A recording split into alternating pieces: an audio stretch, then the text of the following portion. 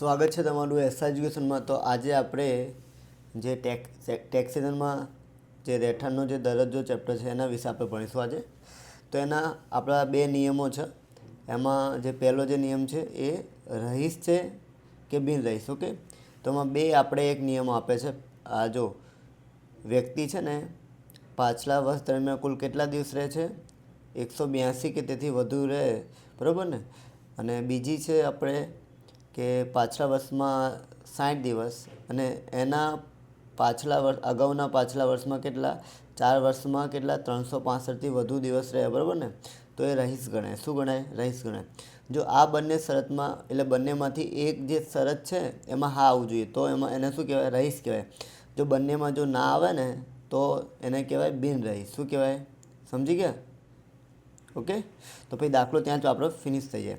એના પછી છે ત્રીજી શરત જે સામાન્ય રહીશ માટે છે કે નહીં। જો પાછલા વર્ષ અગાઉના એટલે પાછલું વર્ષ છોડી દેવાનું છે અને 7 વર્ષ પછી એટલે કે એના પછી જે 7 વર્ષ છે એના કુલ કેટલા દિવસ થવા જોઈએ? 730 દિવસ કે તેથી વધુ, તો એને કહેવાય સામાન્ય રહીશ। જો 730 ના થાય કે તેથી વધુ ના થાય તો એને શું કહેવાય? સામાન્ય રહીશ નથી એવું લખાય। ઓકે, સમજી ગયા? તો હવે આપણે એક સમ જોઈએ।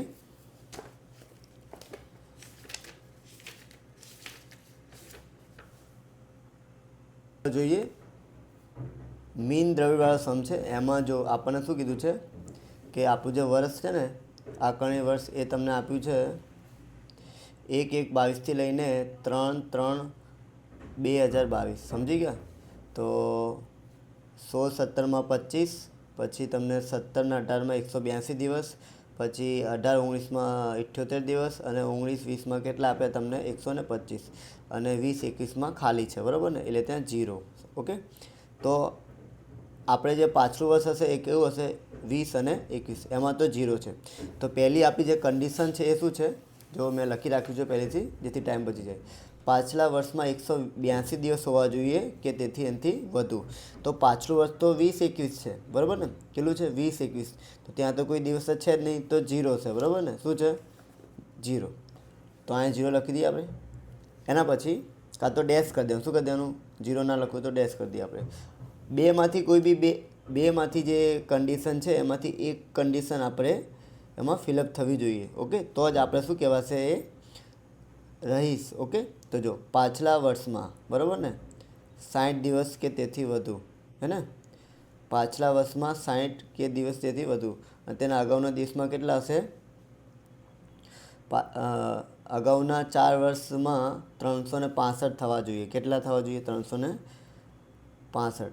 તો જો પાછલું વર્ષ, બરાબર ને, એટલે અહીંયા જોવા જવાનું તમારે, અહીંયા કેટલા થાય? 125 દિવસ થાય છે। કેટલા થાય? 125। તો અહીંયા આપણે લખી દઈએ 125 દિવસ। ઓકે, અહીંયા લખી દઈએ આપણે 125 દિવસ। તો આ કન્ડિશન તમારી ફિલઅપ થઈ ગઈ। તો એના લખીશું આપણે રહીશ। શું લખીશું? રહીશ। ઓકે, એના પછી જો એના પછીની જો કન્ડિશન ફિલઅપ થાય તો એ હશે સામાન્ય રહીશ। જો ના થાય તો સામાન્ય રહીશ નથી। તો જો પાછલા વર્ષની અગાઉના કેટલા? 7 વર્ષ, એટલે જો આ તમારે ગણવાના તો એ કેટલા થવા જોઈએ? 750। તો જોઈએ 25 + 182 પછી 78 અને 125, બરાબર ને, તો કેટલા દિવસ થાય છે? તો અહીંયા થશે 410 દિવસ। કેટલા? સમજી ગયા? તો આન્સર શું આવશે? ના। એટલે આ રહીશ તો છે તો અહીંયા લખી દીધું આમાં પહેલાં રહીશ પરંતુ સામાન્ય રહીશ નથી। ઓકે, સમજી ગયા? તો આ દાખલો થાય છે આપણો finish. Okay, thank you for watching.